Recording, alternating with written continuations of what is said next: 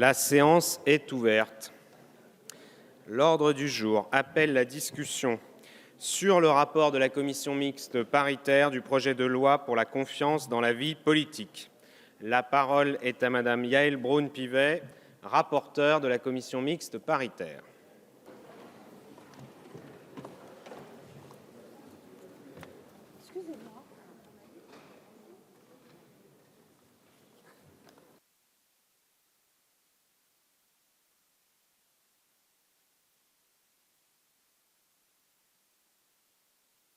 C'est super, merci beaucoup.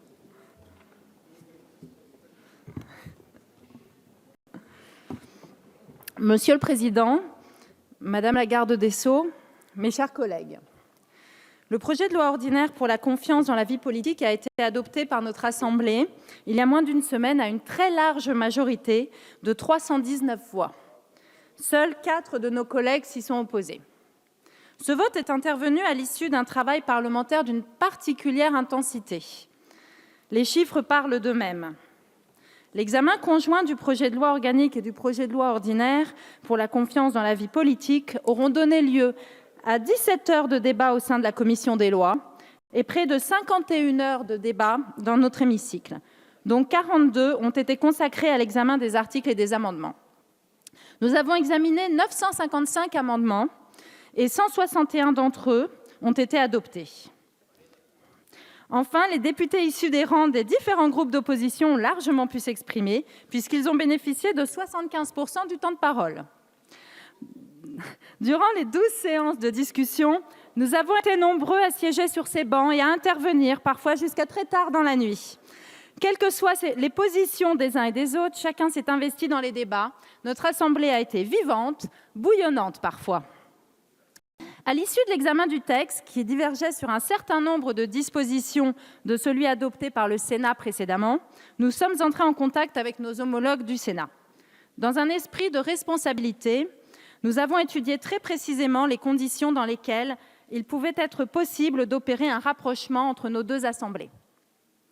Dans un climat de travail serein, constructif et loyal, nous avons constaté très vite notre volonté commune d'aboutir à un accord sur le projet de loi ordinaire, en respectant la cohérence du texte et les apports de chaque assemblée.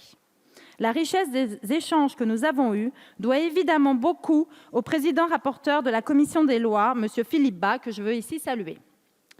Ce travail préparatoire et le contenu des discussions que nous avons eues lors de la commission mixte paritaire qui s'est réunie mardi dernier nous ont donc permis de finaliser un texte commun, susceptible, je crois, de recueillir l'approbation de nos deux assemblées. Tout d'abord, nous avons veillé à préserver la cohérence et la lisibilité de ce texte, à la fois sur le plan politique et sur le plan juridique. Nous avons ainsi écarté l'ensemble des dispositions qui avaient été introduites par les sénateurs et qui touchaient notamment à la prévention des conflits d'intérêts dans la haute fonction publique. Les débats au sein de notre Assemblée et les nombreux amendements ayant trait à ces questions avaient fait apparaître très nettement que de multiples questions se faisaient jour et qu'il convenait de prendre le temps de les étudier de façon approfondie. Je vous indique que, comme j'en avais pris l'engagement devant vous la semaine dernière, la commission des lois a créé une mission d'information relative à la déontologie des fonctionnaires et à l'encadrement des conflits d'intérêts. Cette mission, dans laquelle chaque groupe sera représenté, pourra rendre ses conclusions dans les prochains mois. Au vu de cet élément, nous avons également considéré que la proposition faite par le Sénat de demander au gouvernement de remettre au Parlement un rapport sur les conditions de remboursement des rémunérations perçues par certains fonctionnaires au cours de leur scolarité en cas de pantouflage pouvait s'inscrire utilement dans la réflexion que nous engageons. Nous avons également écarté toute disposition qui aurait eu pour effet de circonscrire le délit de prise illégale d'intérêt et qui, de notre point de vue, aurait été contraire à l'esprit même du texte relatif à la confiance dans la vie politique. Mais le point majeur de nos travaux est sans aucun doute la réécriture de l'article 1er du texte. Nous avons inscrit dans la loi l'obligation pour tout prétendant à une élection de posséder un casier judiciaire B2 vierge de toute peine d'inéligibilité prononcée pour des crimes ou des manquements à la probité. En effet, nous souhaitions apporter plus de clarté et d'effectivité au dispositif qui permet sans aucun doute de s'assurer de la probité d'un candidat à une élection. La nouvelle rédaction retient à la fois les apports du Sénat, qui avait rajouté à la liste initiale des infractions concernées les délits d'escroquerie, d'abus de biens social et d'association de malfaiteurs, et ceux de notre Assemblée, qui avait choisi de viser les violences sexuelles, les discriminations et les délits racistes. Elle comble de surcroît des manques préjudiciables, puisque les infractions d'abus de confiance, les délits terroristes et les violences les plus graves sont désormais concernés. Mais surtout, elle améliore de façon conséquente le caractère opérationnel du dispositif retenu, en rendant systématique la mention de l'inéligibilité sur le bulletin numéro 2 du casier judiciaire. En outre, elle donne accès à cette information à l'autorité chargée de l'examen des candidatures aux élections politiques. Nous pensons que ces dispositions offrent à nos concitoyens les garanties indispensables permettant de s'assurer de la probité qu'ils sont en droit d'attendre des candidats qui se présenteront à l'avenir à leur suffrage. Le régime original d'encadrement des emplois de collaborateurs des ministres, des parlementaires et des élus locaux que nous avions adopté dans notre Assemblée a été confirmé. Il s'articule autour de l'interdiction pure et simple des emplois familiaux impliquant les membres de la famille proche, sous peine de sanctions pénales et financières, et d'un mécanisme de transparence englobant tous les autres cas. Nous pouvons nous féliciter de ces dispositions à la fois justes, efficaces et souples, à l'initiative desquelles nous sommes et auxquelles le gouvernement puis le Sénat ont souscrit. Afin de mieux prévenir les conflits d'intérêts, la commission mixte paritaire a arrêté le principe de l'interdiction de rémunération des collaborateurs d'élus par les groupes d'intérêt, reprenant en cela les dispositions adoptées par notre Assemblée, tout en élargissant son champ d'application aux collaborateurs du président de la République et aux membres des cabinets ministériels. De même, elle a confirmé la mise en place d'un registre des déports au sein de chacune des deux chambres et prévu l'extension de ce dispositif aux membres du gouvernement. Enfin, le volet du projet de loi relatif aux modalités de financement de la vie politique, tel qu'il avait été défini par notre Assemblée, a globalement été confirmé. Le Sénat a ainsi accepté le principe de l'habilitation du gouvernement à légiférer par voie d'ordonnance pour créer les conditions de la mise en place d'une banque de la démocratie destinée à faciliter notamment l'accès au crédit pour les candidats. Pour toutes ces raisons, et dans le prolongement de nos travaux de la semaine dernière, je vous propose, mes chers collègues, d'adopter le texte du projet de loi ordinaire pour la confiance dans la vie politique, tel qu'il résulte des travaux de la commission mixte paritaire.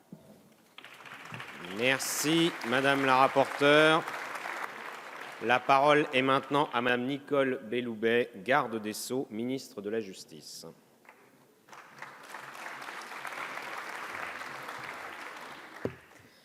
Monsieur le Président, Madame la rapporteure, chère Yaël Braun-Pivet, Mesdames et Messieurs les députés, comme vient de vous l'indiquer Madame la rapporteure, vous êtes maintenant saisie des conclusions de la commission mixte paritaire sur le projet de loi pour la confiance dans la vie politique qui ont été adoptés hier par le Sénat.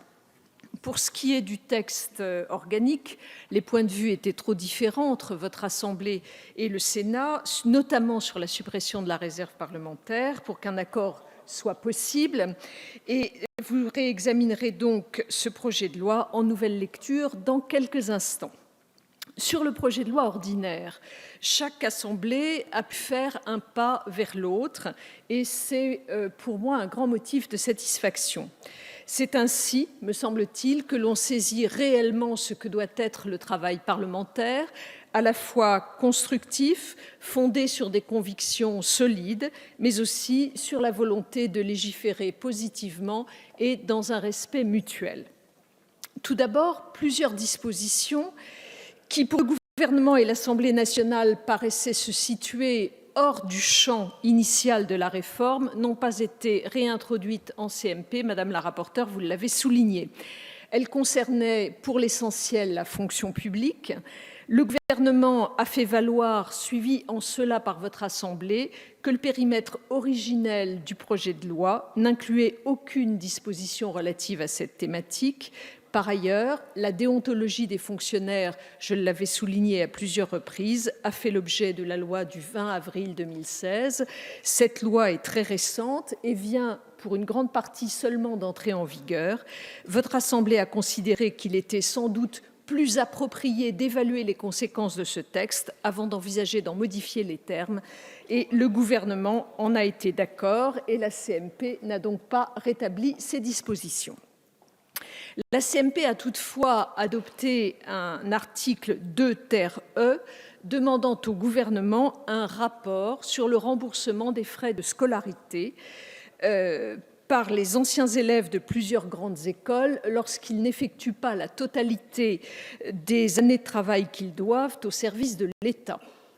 L'intérêt d'une telle disposition prévoyant la remise d'un rapport se rapportant à un sujet qui est déjà réglé par voie réglementaire, par voie de décret, n'apparaît pas déterminant, mais le gouvernement, évidemment, prend acte du choix qui a été effectué par la CMP.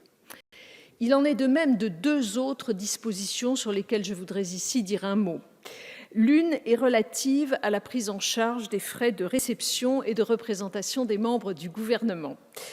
Une telle disposition apparaît surabondante puisque, comme j'ai pu l'indiquer devant votre Assemblée à plusieurs reprises en première lecture, les dépenses qui sont liées aux fonctions ministérielles, telles que les frais de représentation ou de réception, sont déjà soumis au contrôle que vous souhaitez voir instauré, que ce soit le contrôle du contrôleur budgétaire et comptable du ministère ou, in fine, celui de la Cour des comptes.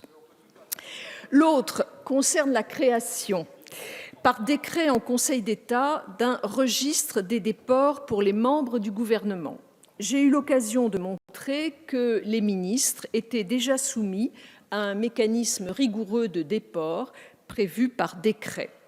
Ce dispositif a d'ailleurs déjà trouvé à s'appliquer récemment. La CMP a souhaité maintenir un tel mécanisme qui, selon moi, pourrait peut-être poser des difficultés au regard du principe de secret des délibérations du Conseil des ministres. Il appartiendra au Conseil constitutionnel, s'il en est saisi, d'apprécier la constitutionnalité d'un tel dispositif. En toute hypothèse, et au-delà de nos points de vue juridiques parfois différents, le gouvernement prend acte et respecte bien entendu la volonté de la CMP. L'essentiel, vous l'avez souligné, Madame la rapporteure, est bien que les deux assemblées aient pu se rassembler autour des points forts de ce texte. Ces points forts sont au nombre de 6. Le premier s'attache à l'inéligibilité des personnes qui commettent des crimes ou des délits. La commission mixte paritaire a repris le dispositif voté par les deux assemblées en le renforçant. La liste des délits qui conduisent à l'inéligibilité automatique, sauf décision contraire du juge, a été élargie. Comme la CMP l'a souhaité, faisant en quelque sorte la synthèse des débats parlementaires, ce qui est bien naturellement son office, il est désormais clairement prévu l'obligation pour tout prétendant à une élection de posséder un casier judiciaire B2 vierge de toute peine d'inéligibilité prononcée pour des crimes ou pour l'ensemble des délits visés par l'article concerné. C'est un apport positif de la CMP qui a permis de concrétiser un engagement pris par le Président de la République devant les Français, tout en assurant la constitutionnalité de sa mise en œuvre, ce qui, me semble-t-il, relève de sa responsabilité. Le deuxième point, et je serai plus brève, concerne la prévention des conflits d'intérêts pour les parlementaires. La définition du conflit d'intérêts est adaptée à la réalité du mandat parlementaire et un mécanisme de déport est prévu dans le respect du principe d'autonomie des assemblées. L'interdiction des emplois familiaux apparaît, et c'est le troisième point, comme un apport important du texte. Là encore, un accord s'est dessiné sans heurts entre les deux assemblées. C'est un acquis attendu par les Français qui n'acceptent plus désormais une telle pratique. Parallèlement, et c'est évidemment tout à fait essentiel, l'Assemblée nationale et le Sénat ont su trouver ensemble une voie pour améliorer la situation des collaborateurs parlementaires, dont le rôle est reconnu par tous. Les dispositions que vous avez inscrites dans la loi constituent, je le pense, un socle solide pour progresser encore en ce domaine. Le quatrième apport du texte tend à la suppression de l'IRFM et à la mise en place d'un mécanisme approprié de contrôle des frais du mandat parlementaire. Votre commission des lois, au sein de cette Assemblée, a approfondi le travail qui avait été engagé au Sénat. Cela a permis d'aboutir à un accord équilibré qui tout à la fois introduit la rigueur des contrôles, mais offre également la souplesse nécessaire au fonctionnement de la vie parlementaire, dans le respect, là encore, du principe d'autonomie des assemblées.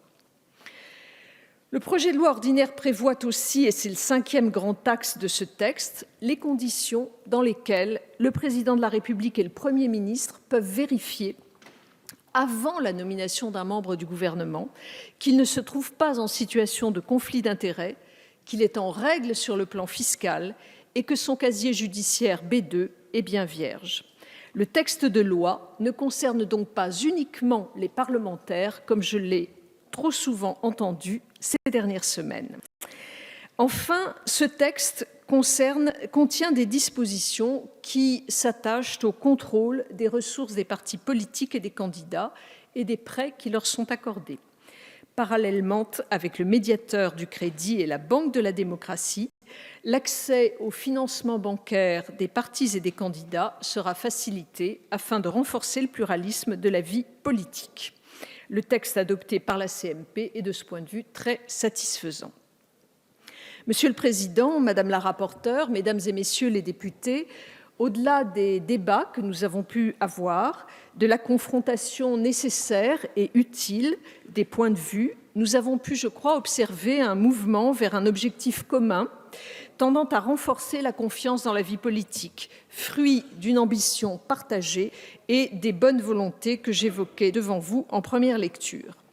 Que l'Assemblée nationale et le Sénat aient pu ainsi s'accorder est un signal très positif pour nos concitoyens. Il témoigne de l'esprit de responsabilité des parlementaires, de leur volonté de répondre aux attentes des Françaises et des Français qui en appellent à plus de transparence et d'éthique dans les pratiques politiques. Au nom du gouvernement, je tenais à vous en remercier. Je souhaitais aussi remercier tout particulièrement votre rapporteure, Madame Yaël Braun-Pivet, qui, avec sa détermination et son sens de l'écoute, a permis d'arriver au texte qui nous est soumis. Sans ce travail remarquable, nous n'en serions sans doute pas là, et je tenais à le souligner. Mesdames et Messieurs les députés, je vous remercie. Merci, Madame la Ministre. Nous en arrivons à la discussion générale, pendant laquelle chaque groupe aura un orateur ou une oratrice pour un temps de parole de 5 minutes. Et nous commençons avec Monsieur Éric Coquerel pour le groupe de la France Insoumise.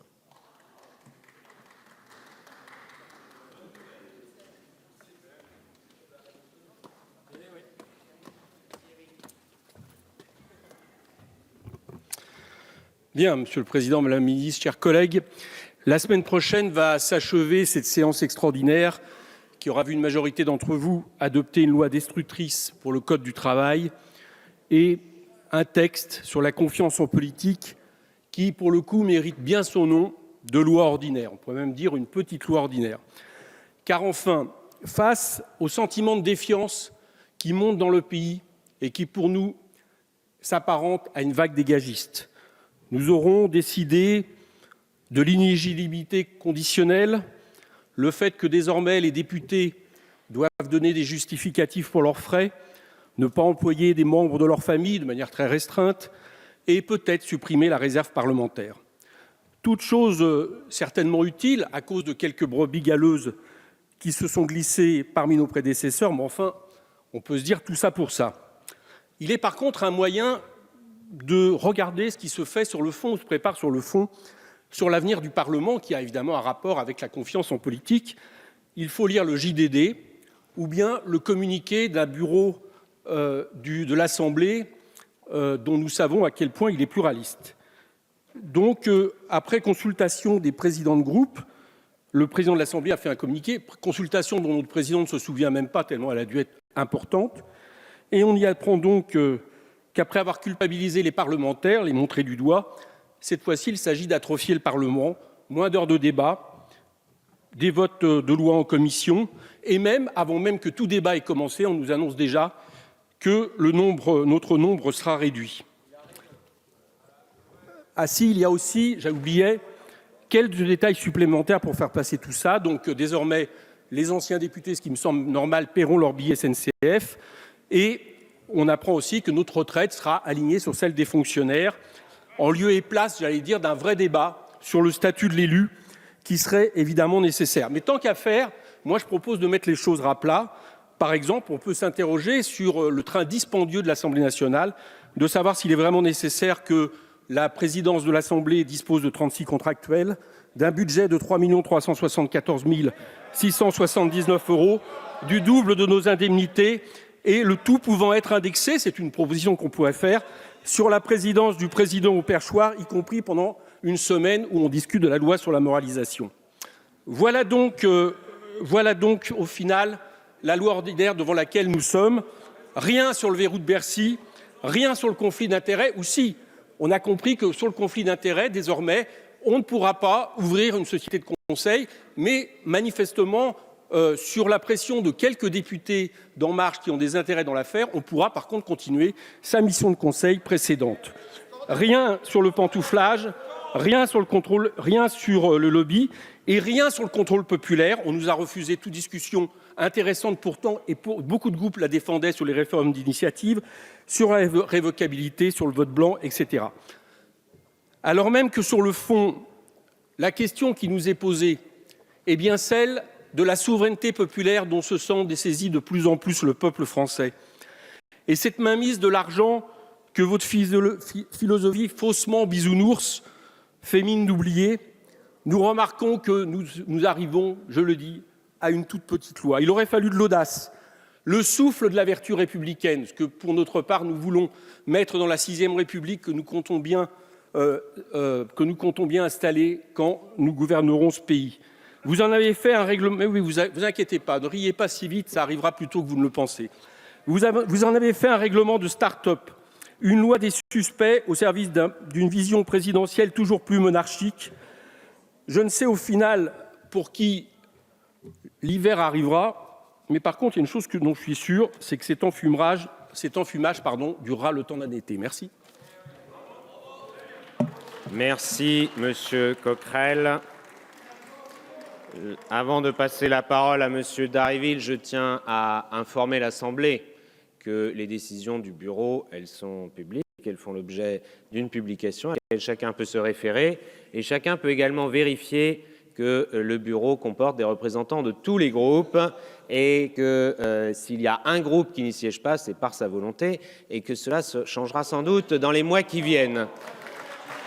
Et vous le savez, et je le dis parce que ce n'est pas la première fois que celui ou celle qui préside la séance ne participe pas au débat, et donc je me garderai bien d'argumenter ce qu'il a dit. Ce n'est pas l'envie qui m'en manquerait et ce n'est pas les arguments qui me manqueraient. Je ne le ferai pas car je respecte cette tradition. Maintenant, si des collègues veulent perpétuellement interpeller les présidents de séance, et y compris le président de l'Assemblée nationale, sur ses positions politiques, eh bien, je leur répondrai évidemment à l'extérieur de cette Assemblée.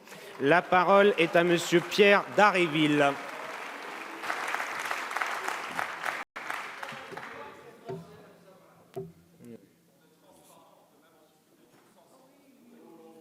Mais Monsieur Di Filippo, au bureau, nous avons des débats avec tous les représentants de tous les groupes. Et encore une fois, si votre groupe veut venir y participer, la porte est ouverte.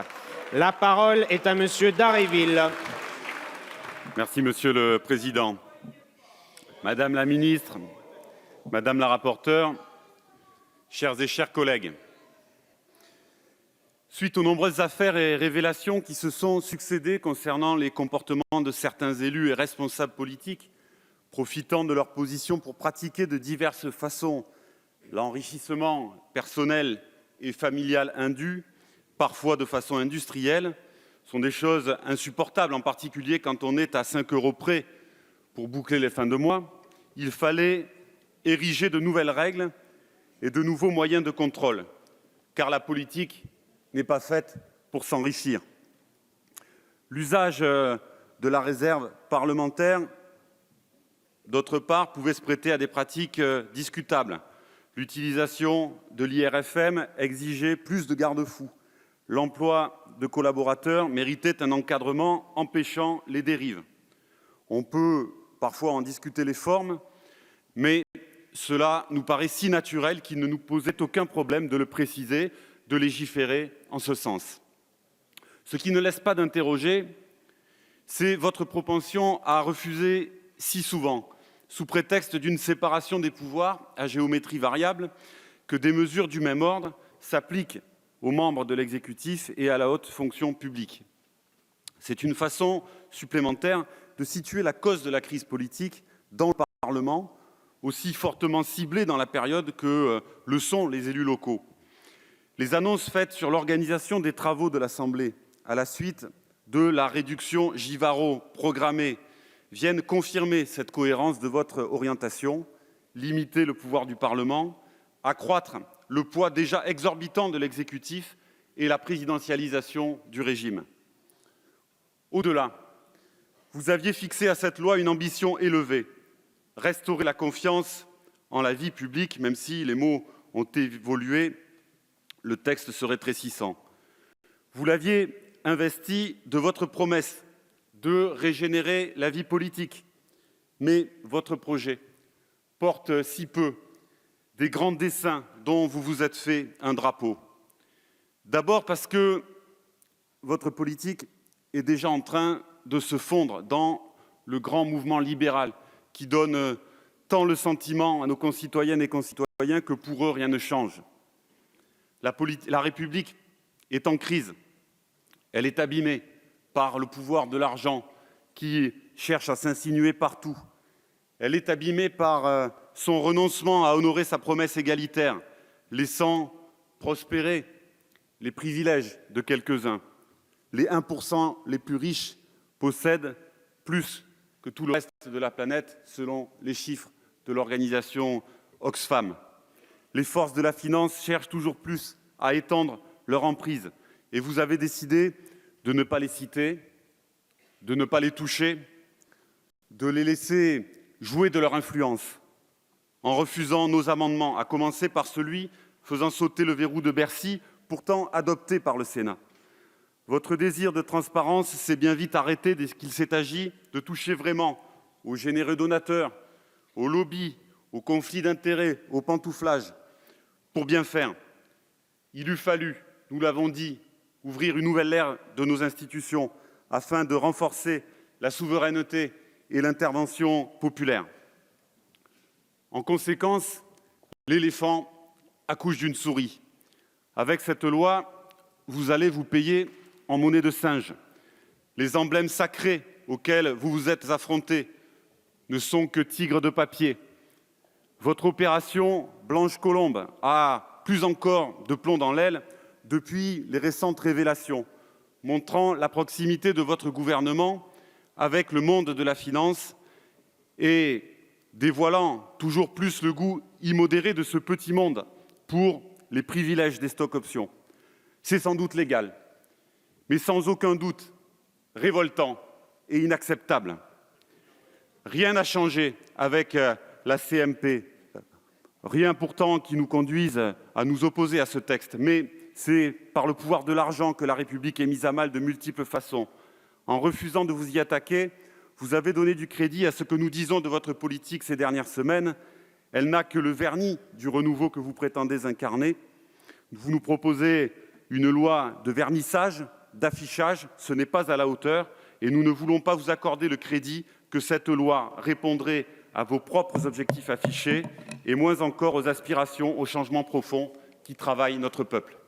Merci, Monsieur Dharréville. La parole est à Madame Paula Forteza pour le groupe La République En Marche.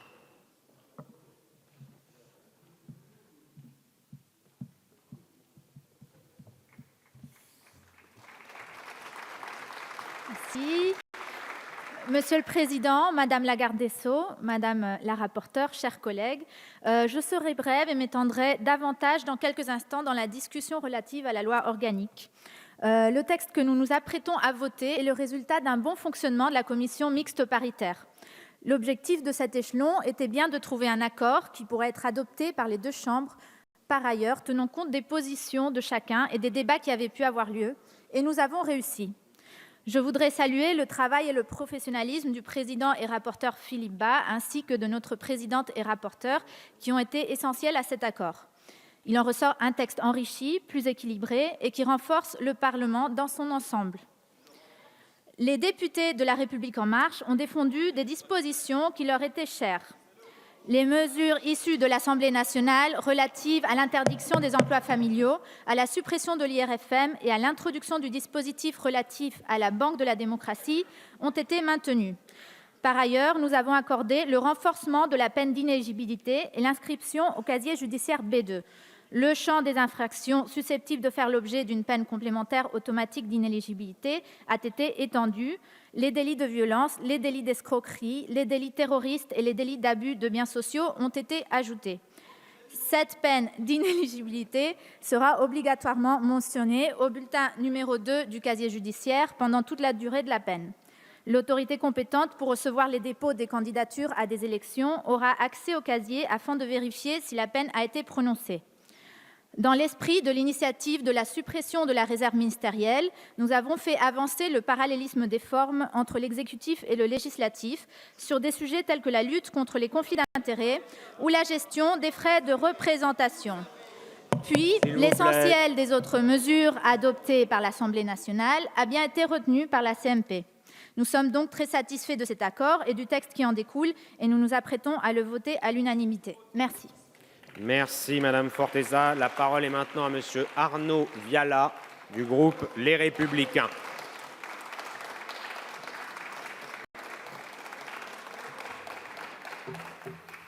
Merci Monsieur le Président, Madame la Ministre, Madame la Présidente, rapporteure de la Commission des lois, mes chers collègues. Le projet de loi ordinaire arrive donc ce matin à la dernière étape de son examen en procédure accélérée au cœur de l'été. J'ai même envie de vous dire que vous avez pour la circonstance inventé la toute nouvelle procédure précipitée. Jamais ici, à l'Assemblée nationale, les débats n'ont été aussi désordonnés, jamais ils n'ont été émaillés d'aussi nombreux incidents, d'autant d'erreurs de procédure, allant de votes mal comptabilisés à de tristes épisodes de suspension de séance en tout genre, suscités par des pratiques qu'on doit malheureusement qualifier de douteuses de la part de votre majorité. Et c'est bien là le plus regrettable. Au moment même où vous prétendez redonner la confiance en la vie politique, c'est vous qui commettez des erreurs impardonnables. D'abord en ne comprenant pas que la volonté de clarification, d'amélioration des modes de fonctionnement institutionnel et public n'est pas votre apanage et que nous la partageons largement. J'ai déjà eu l'occasion de le dire à cette même tribune. Nous voulons tout autant que vous, et nous voulons depuis plus longtemps que vous, je crois, que le lien essentiel à notre démocratie, qui unit les citoyens et leurs représentants et vice-versa, retrouve son sens, sa grandeur, sa fonction au cœur de nos rapports humains et collectifs. En témoigne le vote massif qu'a recueilli votre texte, pourtant si imparfait.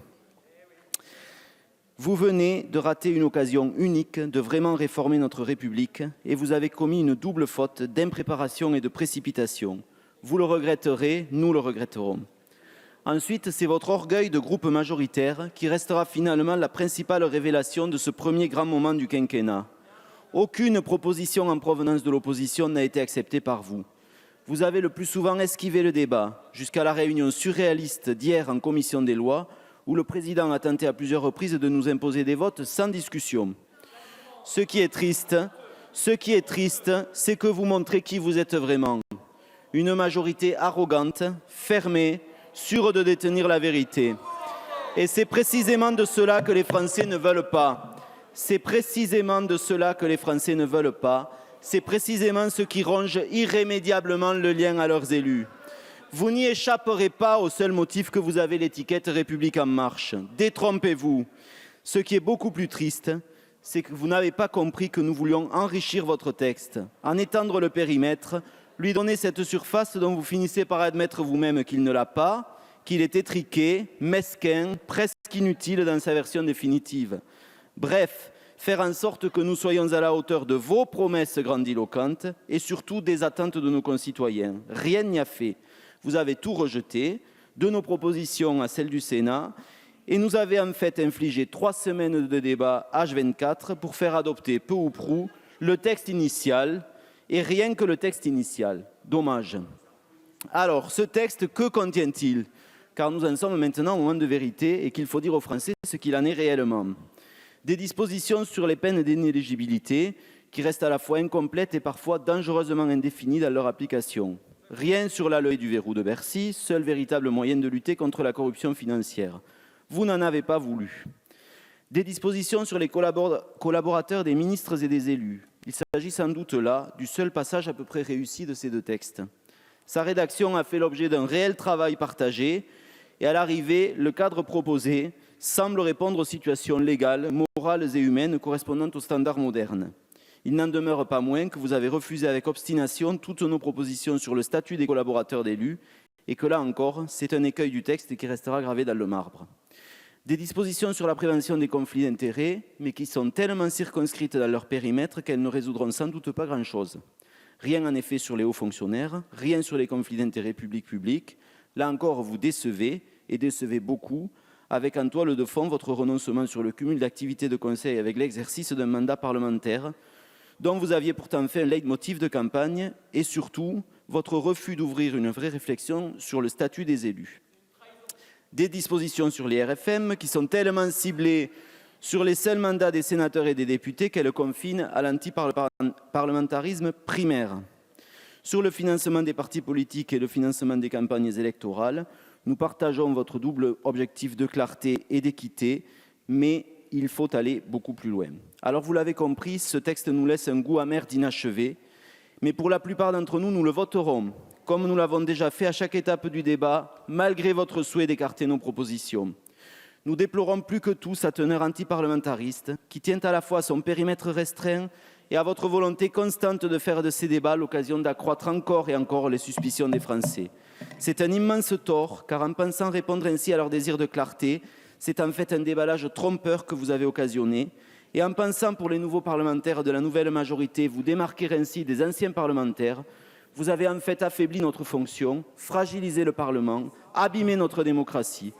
Je reste pour ma part persuadé que le suffrage de nos concitoyens qui nous envoient ici au Palais Bourbon, je termine, Monsieur le Président, Mais vous avez déjà dépassé de vaut 30 bien secondes mieux votre que temps de ces parole. débats, qu'ici, dans cet hémicycle, se prennent des décisions capitales pour notre pays et que, maintenant que le vote va intervenir, je vous demande sincèrement si, au fond, vous avez le sentiment d'avoir fait ce que les Français attendaient de vous. Personnellement, je ne le crois pas.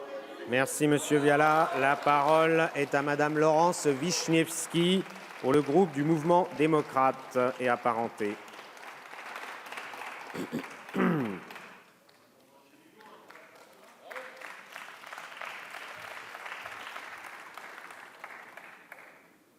Précieuse diversité qui est celle de notre hémicycle. Mon style ne sera pas celui du précédent orateur. Il ne sera pas celui non plus de la France insoumise, parce que j'ai admis depuis longtemps notre imperfection. Et si nous n'accouchons pas d'un éléphant, je veux me contenter de la souris qui est déjà conséquente et qui est utile s'agissant des objectifs qui sont les nôtres. Monsieur le Président, Madame la garde des Sceaux, mes chers collègues, permettez-moi tout d'abord de saluer le travail conjoint de nos deux rapporteurs et de leurs équipes, ainsi que l'implication de tous les commissaires aux lois. Nous sommes parvenus à un accord entre deux assemblées et avons su faire preuve de l'ouverture nécessaire pour défendre l'intérêt général. Nous sommes des élus de la nation. Et je dirais que nous avons répondu, même peut-être imparfaitement, mais nous avons répondu aux exigences de nos concitoyens et j'ajouterai à nos propres exigences en termes de probité et de transparence. Madame la garde des Sceaux, vous avez souligné ce bon signal qui était celui du travail de cette commission mixte paritaire. Je rejoins vos propos. Notre collègue du Sénat, Philippe Bas, a résumé en les rendant intelligibles les sujets essentiels sur lesquels nos deux assemblées sont parvenues à un accord. Je vous renvoie à la page 19 de notre rapport. Nous avons accepté le maintien du verrou de Bercy et l'habilitation du gouvernement pour la création d'une banque de la démocratie. Sur le verrou de Bercy, j'ai exprimé la vigilance qui serait la nôtre, celle de notre groupe, s'agissant de la suite qui serait donnée aux travaux de la mission d'information dont la création a été actée. Je réitère notre détermination à cet égard. Trop de rapports n'ont connu aucune suite. Et puisque nous voulons travailler autrement, c'est le moment. Et je serai ferme, et mon groupe, au nom de mon groupe, sur ce sujet. Sur la création de la Banque de la démocratie, nous nous félicitons de la concession du Sénat et comprenons la prudence qui consiste à prévoir que cette disposition n'entre pas en vigueur avant le dépôt du projet de ratification. Si je poursuis ma lecture, j'en viens à l'article 1, l'inscription de certaines peines complémentaires obligatoires d'inéligibilité au casier judiciaire. L'incompréhension de notre groupe s'agissant de l'exclusion des détournements de fonds privés, escroqueries, abus de biens sociaux, abus de confiance, de la liste des infractions entraînant cette peine d'inéligibilité a été entendue et nous sommes satisfaits de la nouvelle rédaction de l'article 1, plus cohérente en termes de probité financière. Si je poursuis cette lecture, mais je vais la terminer, la création d'un registre public des déports pour les membres du gouvernement, y compris en Conseil des ministres, les mesures sur les frais de réception et de représentation de l'exécutif. J'ai entendu vos réserves, Madame la garde des Sceaux, mais peut-être notre dispositif est-il plus performant. La non-rémunération des collaborateurs de ministres par des lobbies et la demande d'un rapport sur le pantouflage des hauts fonctionnaires. C'est un plus, réjouissons-nous. Enfin, je note que c'est la version de notre Assemblée qui a été retenue s'agissant de l'interdiction des emplois familiaux et ce dispositif à 2 étages est tout à fait pertinent. J'avais indiqué à l'occasion de notre explication de vote de ce projet de loi en première lecture par notre Assemblée que nous avions élaboré un bon texte. Nous sommes aujourd'hui parvenus à un bon compromis. Je pense qu'en adoptant les propositions de rédaction commune au Sénat et à l'Assemblée, la commission mixte paritaire a fait preuve de discernement et permet aujourd'hui de soumettre à votre vote un texte qui répond à nos objectifs sans que nous ayons à rougir les uns et les autres des concessions qui ont été nécessaires pour trouver un accord. Grâce à la lecture croisée des textes de nos 2 assemblées, c'est un projet de loi enrichi par rapport à celui que nous avions adopté dans notre hémicycle qui nous est proposé. Notre groupe le votera sans état d'âme. Merci Madame Wiśniewski. La parole est maintenant à Monsieur Michel Zumkeller pour le groupe Les Constructifs UDI. Monsieur le Président, Madame la garde des Sceaux, Madame la rapporteure, mes chers collègues.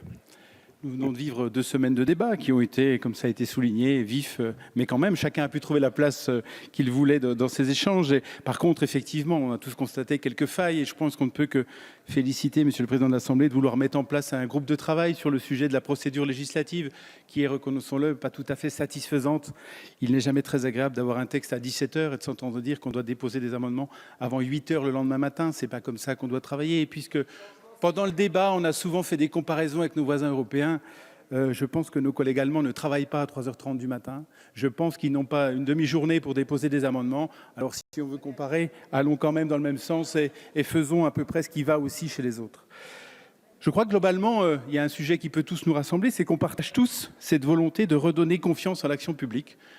Pas parce que les élus sont malhonnêtes, moi je ne le crois pas, mais simplement parce que nos concitoyens ont cette impression suite à quelques dérapages.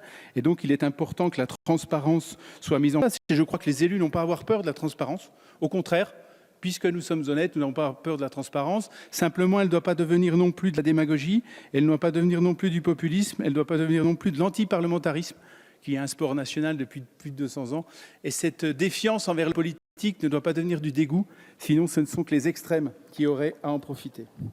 Nous avons constaté que ce texte contient des avancées et nous nous félicitons que le travail entrepris avec nos collègues sénateurs ait permis de trouver un accord et de nous faire avancer tous ensemble, comptant que cette harmonisation concerne les emplois familiaux, l'IRFM, et puis par le biais d'un rapport, et c'est déjà un début, la prise en compte de l'exigence envers la haute fonction publique. Sur les emplois familiaux, chacun se souvient des événements qui se sont produits. Je crois que ça nous amène aussi à réfléchir sur la création d'un véritable statut de nos collaborateurs qui font un travail souvent méconnu, remarquable, dans des conditions souvent très difficiles et qui méritent eux aussi qu'on prête attention à leurs actions. Nous soulignons également l'ingéniosité du gouvernement d'avoir réussi à réintégrer la notion de casier judiciaire, Alors nous verrons si dans les faits cela se matérialisera par des véritables actions. Là non plus, je crois que les élus n'ont pas à craindre de telles mesures. Voilà, on peut sortir les casiers judiciaires, donc faisons-le, parce qu'il y avait un vrai risque que la population se focalise sur ce sujet et que cette loi qui va dans le bon sens ne soit vue qu'à l'aune du fait les élus ne veulent pas donner leur casier, les élus veulent se protéger, ce qui n'était pas le cas. Oui, ça existe déjà en plus, c'est tout à fait vrai. Voilà. Par contre, comme je l'ai dit tout à l'heure, pour nos collaborateurs, ça mérite vraiment une discussion importante. Il faudra que nous l'ayons. Je ne peux pas m'empêcher à ce moment du débat, même si ça concerne la loi organique, de revenir en quelques mots sur la réserve parlementaire. Je crois qu'il y a eu beaucoup de choses de dites, les uns les autres ont pu l'évoquer. Je crois qu'il ne faut pas se tromper. Si vraiment c'était électoraliste, la réserve parlementaire, si vraiment c'était le cas, je crois qu'il n'y aurait pas 300 nouveaux collègues aujourd'hui. Si vraiment il suffisait de donner 130 000 € à des élus, on serait tous réélus facilement. La réserve parlementaire, ce n'était pas ça. C'était simplement, dans des temps difficiles envers nos petites communes, envers nos associations, dans des temps où les dotations ont baissé, dans des temps où les services publics ne sont pas toujours assurés, c'était quelque part une espèce de reconnaissance de la République pour dire à nos territoires, la République, elle ne vous abandonne pas. Quand elle vous impose en mettant en accessibilité, elle vous donne aussi un peu les moyens de le faire. Quand elle vous impose de nouvelles normes, elle vous donne aussi un petit peu les moyens de le faire. Alors, Madame la Ministre, j'ai bien compris que politiquement c'était un marqueur, mais c'est le mot réserve parlementaire qui était un marqueur, pas le fait d'aider les petites communes. Donc je pense que le gouvernement serait bien avisé dans les mois qui viennent de mettre en place quelque chose. Parce que je crois que nos communes et nos associations ont besoin. C'est aussi un besoin pour nos entreprises du bâtiment, parce que cet argent finissait aussi par faire travailler nos entreprises du bâtiment. Et je crois que nous aurons tous un besoin de faire que cette réserve parlementaire, d'une manière ou d'une autre, existe. Ça serait quand même très important. Voilà, on regrette également que nous n'ayons pas supprimé le verrou de Bercy ou encore accepté la mise en responsabilité des ministres. Mais je pense que ça sera le cas dans un autre débat, dans d'autres sujets, parce que ce sujet n'est pas clos, parce que nous allons avoir besoin d'évoquer encore ces sujets, parce qu'il y va de la vie de notre démocratie. En tout cas, le groupe des Constructifs et globalement vous suivra sur ce projet, même si, comme je l'ai déjà dit dans la nuit de vendredi à samedi, c'est avec un vrai sentiment d'inachevé. Merci. Merci, Monsieur Zumkeller. La parole est maintenant à Madame Cécile Untermaier pour le groupe Nouvelle Gauche.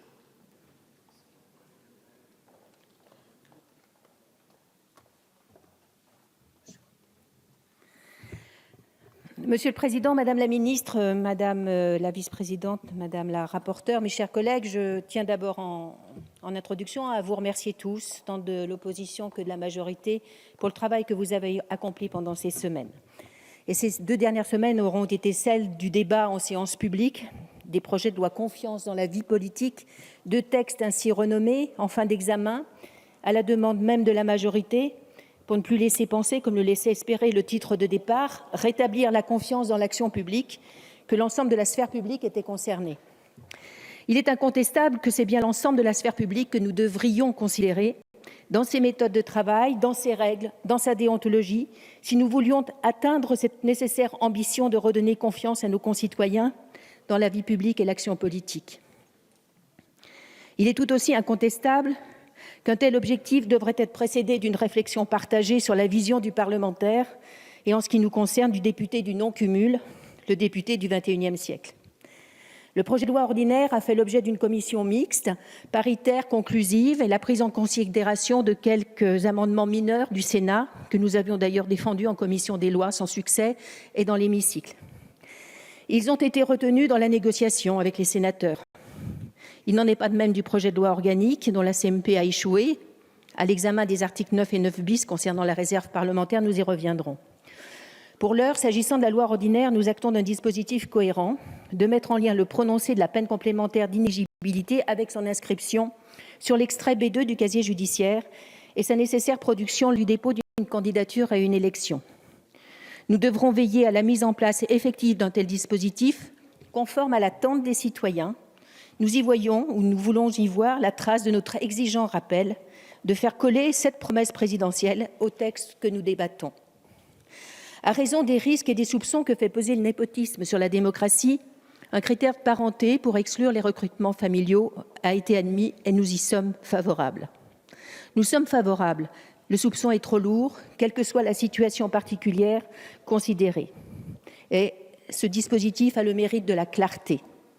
Des juristes nous font savoir que le fondement du critère de parenté, et plus particulièrement du périmètre familial que vous avez retenu, est sujet à discussion au regard de principes constitutionnels et conventionnels, nous verrons. Quelques mesures relatives aux membres du gouvernement que nous avions portées ont été réintroduites et allègent un peu la force accusatoire d'un tel texte tourné essentiellement vers les parlementaires. Mais il semblerait qu'elles doivent être abandonnées. Et il est enfin admis que ce que nous dénoncions depuis le début de nos débats, à savoir d'étendre aux collaborateurs des ministres l'interdiction d'être rémunérés par des représentants d'intérêts, ce que nous avions obtenu pour les collaborateurs parlementaires, mais que d'efforts pour une évidence. Des regrets, d'ailleurs certains partagés par le Sénat. D'abord la haute fonction publique. Les membres du gouvernement restent indemnes de privilèges opaques que nous avons tenté de dénoncer avant que l'opinion publique ne s'en empare. Le maintien de l'habilitation à légiférer par ordonnance pour la Banque de la démocratie, que nous, au demeurant, nous considérons souhaitable, pour laquelle il y a manifestement incompétence négative du législateur qui ignore tout du contexte, des alternatives possibles et des orientations précises entourant ce projet. Le maintien du verrou de Bercy, malgré la proposition à minima que nous avions reprise du Sénat, ainsi que nos collègues du MoDem. Il n'y avait nul besoin à ce stade d'une mission quelconque. Je précise qu'il s'agissait simplement de laisser au procureur l'opportunité des poursuites en matière fiscale, dès lors qu'il s'agissait d'une affaire connexe dont il était saisi par ailleurs. Il est donc si attentatoire au pouvoir exécutif d'entamer aussi peu le monopole de Bercy. Enfin, nous ne comprenons pas que le conflit d'intérêts opposé aux parlementaires ne soit pas celui défini par la loi de 2013, que nous avons veillé par cohérence, clarté et lisibilité à conserver dans les textes ultérieurs. Le parlementaire échappera donc au conflit d'intérêts dans son acception de droit commun, comme il était le seul dans l'incapacité d'apprécier, dans sa situation de parlementaire, où se situe l'intérêt général supérieur entre deux affaires publiques susceptibles de le concerner. Là aussi, la simplicité et la clarté commandaient une définition admise par tous. Cette loi ordinaire, nous allons la voter. Elle répond à des circonstances particulières que nous devions régler. Elle ne va pas au-delà. Elle laisse un champ immense de dispositions à prévoir, de réflexions à mener, de culture de la déontologie à promouvoir et de privilèges gouvernementaux à abolir. C'est ce que nous nous apprêtions à faire dans la suite des lois de 2013, 2015 et 2016. Ce texte est un petit pas. Par l'approche réductrice qu'il donne à voir du parlementaire, malgré toutes les dénégations que nous voulons bien entendre, par l'absence de traitement d'autres questions fondamentales qui concernent aussi l'exécutif, par l'absence de prise en considération de nos propositions. Ce n'est pas un dispositif qui emporte la confiance dans le cœur des citoyens, mais j'y reviendrai plus longuement dans la loi organique. Merci, Madame Untermaier. La discussion générale est close. Il n'y a pas de demande d'intervention en réponse ni de Madame la ministre, ni de Madame la rapporteure. Nous en venons au texte de la commission mixte paritaire. Conformément à l'article 113, alinéa 3 du règlement, je vais appeler l'Assemblée à statuer d'abord sur les amendements dont je suis saisi. Et le premier amendement, numéro 7, est présenté par le gouvernement. Madame la ministre. Merci, Monsieur le Président. Si vous le permettez, je vais présenter les amendements 7 et 8 qui sont des amendements purement techniques.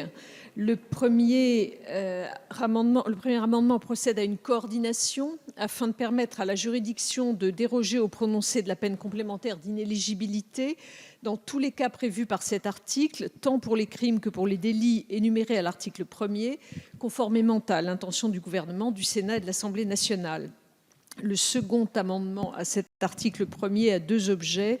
Il transfère par cohérence les dispositions relatives à l'accès au B2 du casier judiciaire dans l'article 776 du Code de procédure pénale qui énumère les autorités habilitées à consulter ce bulletin. Et par ailleurs, il prévoit l'application outre-mer des modifications apportées par l'article 1er au Code de procédure pénale. Merci, Madame la ministre. Quel est l'avis de la commission, Madame la rapporteure, sur ces deux amendements numéros 7 et 8 ? Avis favorable, Monsieur le Président. Avis favorable.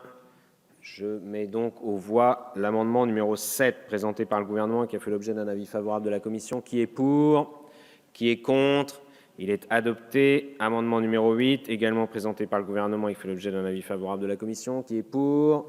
Qui est contre? Il est adopté. Amendement numéro 9. Madame la ministre, vous avez la parole. Monsieur le Président, c'est un amendement de coordination.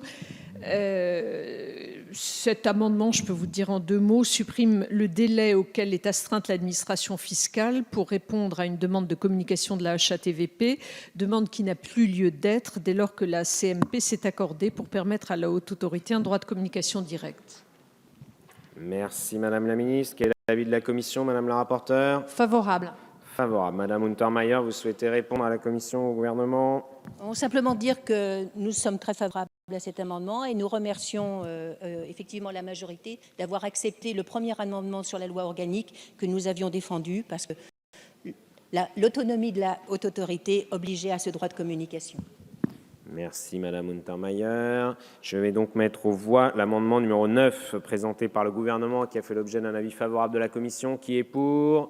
Qui est contre? Il est adopté. Amendement numéro 10, Madame la Ministre. C'est également... C'est un amendement de précision simplement. Précision rédactionnelle. Madame la rapporteure. Favorable. Avis favorable. Et je le mets donc aux voix. Qui est pour? Qui est contre? Il est adopté. Je vous rappelle que la conférence des présidents a décidé qu'il serait procédé à un scrutin public sur le projet de loi compte tenu du texte de la commission mixte paritaire. Je fais d'ores et déjà annoncer le scrutin dans l'enceinte de l'Assemblée nationale. Je vous rappelle que c'est un scrutin public organisé dans les conditions d'un scrutin solennel, ce qui a permis au groupe de saisir des procurations de vote pour les collègues qui n'auraient pas pu être présents. Nous en arrivons aux explications de vote. Et la première explication de vote est faite par Monsieur Bastien Lachaud pour le groupe La France Insoumise. Monsieur le Président, Madame la Ministre, mes chers collègues, comme d'habitude, fidèle à notre positionnement qui est de convaincre, d'être une opposition ferme, résolue, mais également de proposer des alternatives, nous sommes entrés dans ce débat avec de nombreux amendements et une grande volonté de convaincre. Donc clairement, au bilan de ce débat, la majorité n'a pas souhaité se laisser convaincre, nous le regrettons. Et pire, comme le MoDem le reconnaît lui-même, hein, cette loi n'a accouché que d'une souris et clairement nous ne nous en satisfaisons pas, d'autant plus quand nous découvrons que le rôle du député du XXIe siècle va être discuté non pas dans l'enceinte de l'Assemblée, mais dans des commissions de travail, et sans donc large débat. Et c'est un peu le problème que l'on a avec ce débat. On a une loi ordinaire, on a une loi organique, et puis bientôt nous aurons une loi constitutionnelle. C'est-à-dire qu'on a des dispositifs qui vont profondément modifier le sens de notre régime sans en avoir une vision d'ensemble globale. En commission, on nous expliquait que le fait de supprimer la réserve parlementaire, ce dont nous étions favorables, allait profondément changer... Un peu de silence, mes chers collègues. Allait profondément changer le rôle des députés, leur place dans les institutions, et de tout cela, nous n'en avons pas discuté. Et donc, nous sommes convaincus qu'il faut modifier les institutions, mais nous ne pensons pas qu'il faille les modifier de la manière dont vous le faites, c'est-à-dire en laissant le peuple qui devrait être la personne, ou en tout cas le groupe, qui devrait discuter de ces débats sans avoir la parole sur l'ensemble de ces sujets. Et c'est ce qui renforce notre volonté d'instaurer une 6e République, mais par le biais d'une élection d'une Assemblée constituante. Et dans l'attente de cela, nous ne pouvons nous satisfaire de ces mesurettes, et c'est pourquoi nous nous abstiendrons sur ce texte. Merci Monsieur Lachaud. La parole est maintenant à Monsieur Sébastien Jumel pour le groupe de la Gauche démocrate et républicaine pour une explication de vote d'une durée maximale de 5 minutes. Merci Monsieur le Président, Madame la garde des Sceaux, Madame le rapporteur. Depuis que je siège ici pour porter la voix du peuple et celle de mon territoire, urbain, rural, portuaire, populaire, il y a une phrase d'un groupe de rap que j'aime bien, qui s'appelle IAM, et qui résonne souvent. On n'est pas tous nés sous la même étoile. Phrase détournée pendant la campagne des élections présidentielles. Dans ces conditions, toutes les propositions qui visent à faire en sorte que les parlementaires ne soient pas en situation de privilège par rapport au peuple ont emporté naturellement notre conviction. Le problème de ce texte, depuis le début, ce n'est pas ce qu'il contient, parce que ça ne mange pas de pain. Le problème de ce texte, c'est ce sur quoi, depuis le début, il fait l'impasse. L'entêtement à ne pas remettre en cause le verrou de Bercy, que la Cour des comptes, comme l'ensemble des groupes de l'opposition, considèrent comme une anomalie inacceptable et inefficace, ne nous a pas encore convaincus. Dans le même esprit, le refus de la majorité de s'en prendre à la connivence avec le monde de la finance, à travers des propositions d'amendements concrets que nous avons formulés sur le pantouflage notamment, ou sur la capacité à contrôler les désordres liés à la finance, sont incompréhensibles. Et puis, il y a le texte, et comme souvent, il y a le contexte. Et celui-ci n'est pas non plus de nature à rétablir une relation de confiance entre nos citoyens et le pouvoir politique. Une loi travail adoptée au forceps, limitant notamment le plafonnement des indemnités prud'homales, alors que dans le même temps, les stocks options, elles, ne sont pas plafonnés, creuse le fossé entre l'opinion publique et vous-même. Les emplois familiaux légitimement interdits, le jour où on lit le canard enchaîné sur la nomination au Conseil constitue, sème le trouble. La parole donnée aux collectivités locales sur la volonté de les considérer comme la sève de la démocratie, notamment dans leur capacité à répondre dans la proximité aux besoins des habitants, alors que la parole donnée n'est pas tenue puisque le rabot va s'en prendre à la dotation de développement rural, aux dotations de politique de la ville, alors même que vous supprimez la réserve parlementaire sans trouver de mécanisme de compensation pour les associations et les communes, ne lasse pas de surprendre. Décidément, au monde de oui-oui et des start-up, nous ne sommes pas nés tous sous la même étoile. C'est la raison pour laquelle ce texte, dont les propositions ont emporté notre adhésion, et le contexte qui ne lasse pas d'emporter notre colère, va nous conduire à nous abstenir. Merci, Monsieur Jumel. La parole est maintenant à Monsieur Sacha Houlié pour le groupe La République En Marche.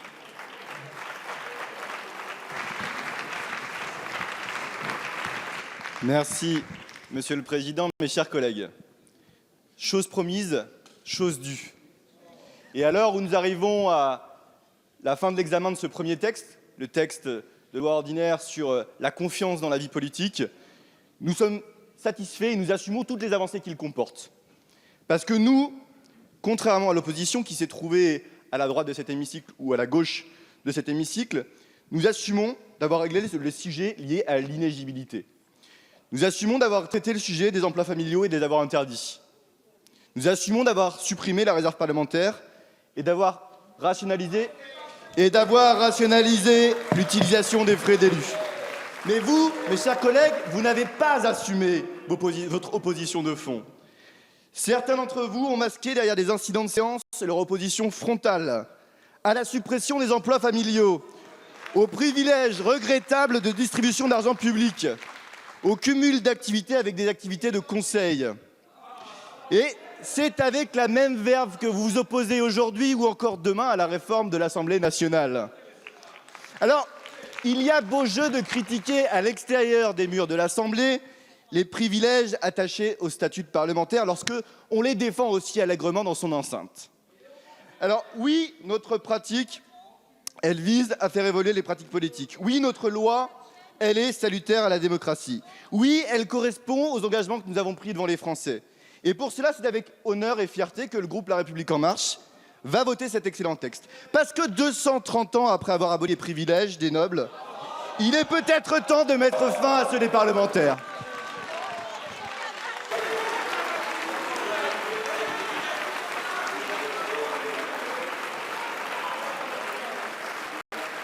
Merci, Monsieur Houlié. Pour le groupe Les Républicains, la parole est maintenant à Monsieur Arnaud Viala.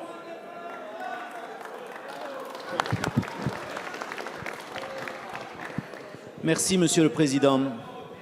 À l'heure où nous parlons de simplification de la procédure parlementaire, je me permets de dire en préalable à l'explication de vote, Monsieur le Président, que je trouve assez superfétatoire la juxtaposition en l'espace de quelques minutes de passage à la tribune des orateurs des différents représentants de groupes et ensuite d'explications de vote par les mêmes groupes qui, en fait, sont des redites de ce qui a déjà été précédemment énoncé. Ceci étant, Monsieur Viala, je me plie à l'exercice. C'est une demande de plusieurs groupes à la conférence des présidents et cela a été adopté collégialement à la conférence des présidents. Je pense à nos concitoyens qui vous entendent, Monsieur le Président, encore ce matin sur les télévisions annoncer que la procédure parlementaire va être simplifiée et plus lisible et qui nous voient faire cet exercice. Fin de la parenthèse. Je termine sur ça et je vais sur l'explication de vote. Je redis donc que nous avons deux problèmes avec ce texte. C'est d'abord l'impréparation manifeste du gouvernement et de la majorité qui s'est encore vue ce matin, puisque nous avons vu votre promesse électorale quant au casier judiciaire vierge, d'abord annoncée partout, puis retirée du texte et réintroduite à la dernière minute ce matin, signe s'il en est de l'impréparation. Et puis évidemment, je souscris aux propos des orateurs qui ont dit que notre principal problème, c'est ce qui n'est pas dans ce texte, qui est minimaliste et qui est extrêmement trompeur quant aux attentes des Français telles qu'elles ont été manifestées. Sur la position du groupe, nous avons défendu avec force l'idée que le parlementaire est un élu libre et indépendant. Nous ne sommes pas des godillots. Sur un texte de cette nature, chacun des membres du groupe va voter en son âme et conscience. Et je crains fort que ce ne soit pas le cas partout sur les bancs de cet hémicycle. Merci, Monsieur Viala. Et la parole est maintenant à Madame Isabelle Florennes pour le groupe du Mouvement démocrate et apparenté. Merci, Monsieur le Président.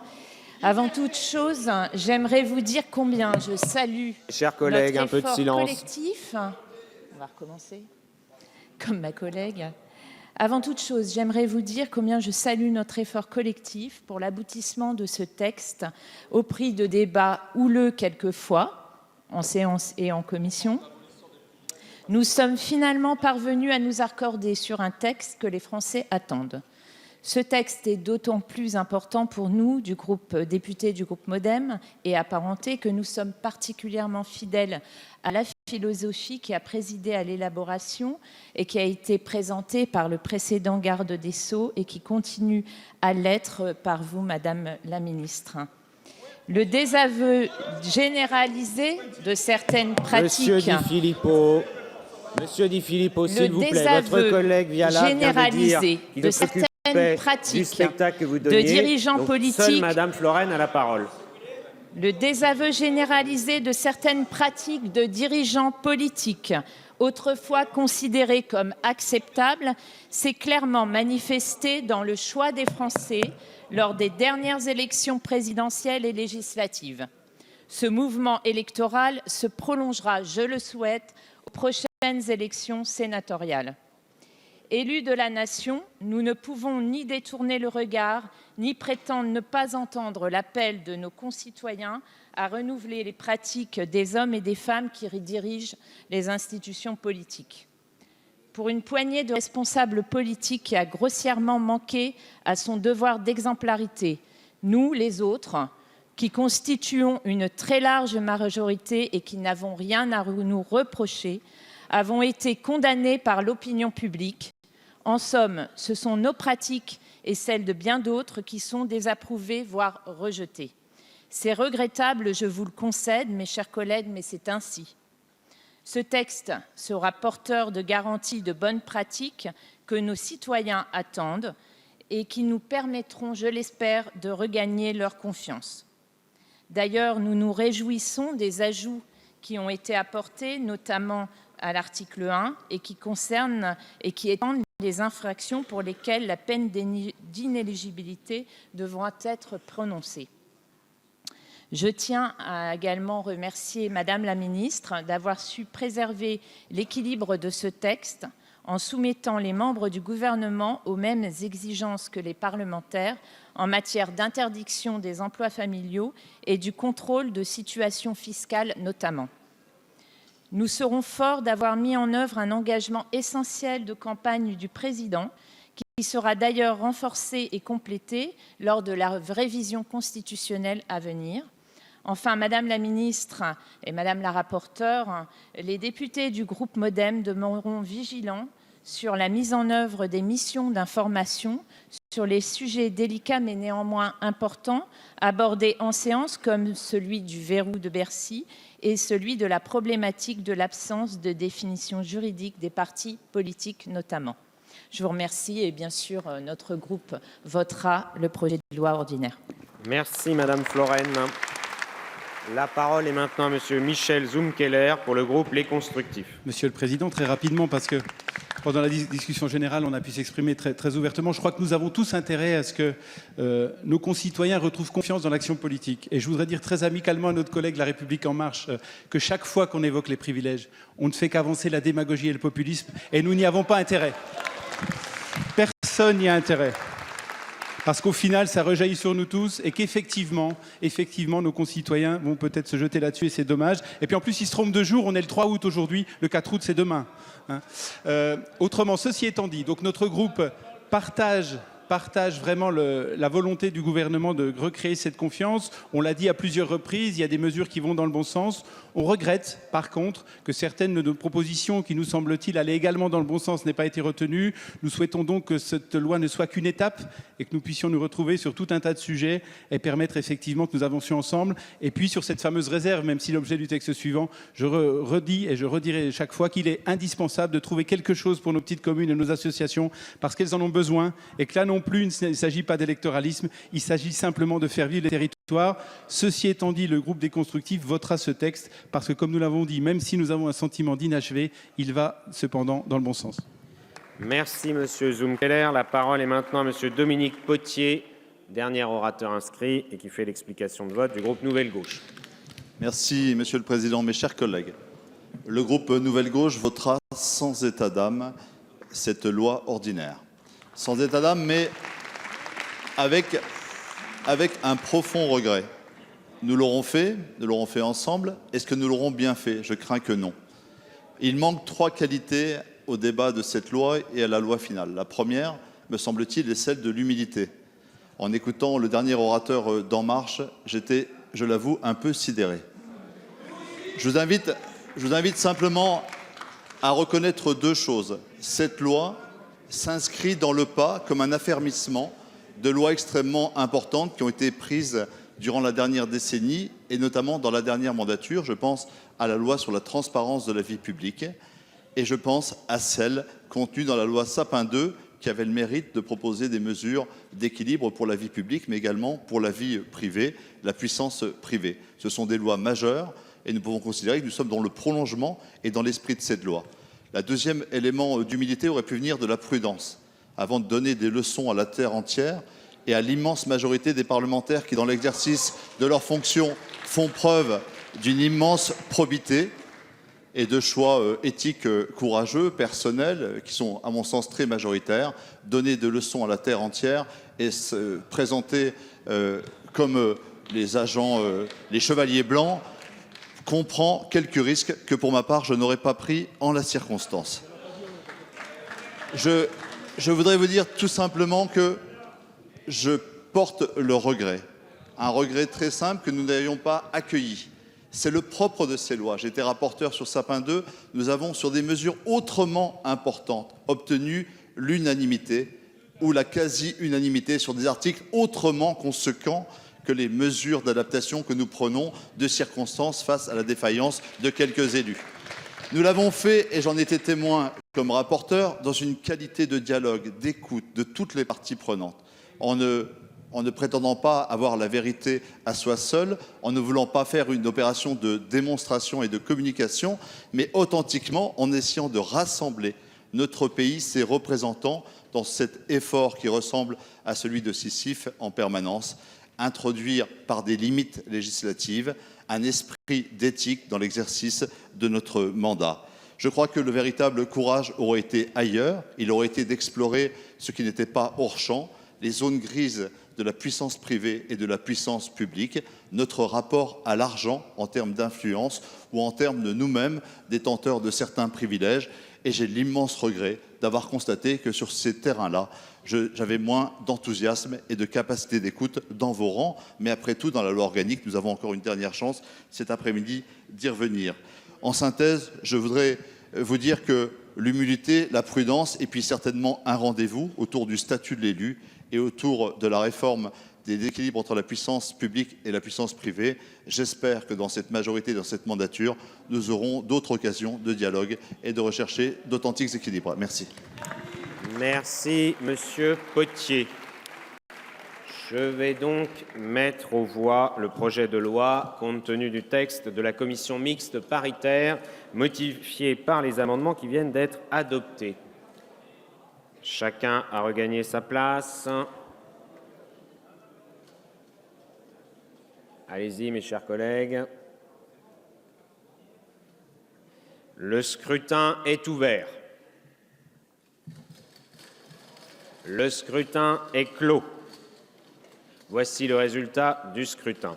Votant 434, exprimé 386, majorité absolue 194, pour 383, contre 3. L'Assemblée nationale a adopté le texte de la commission mixte paritaire.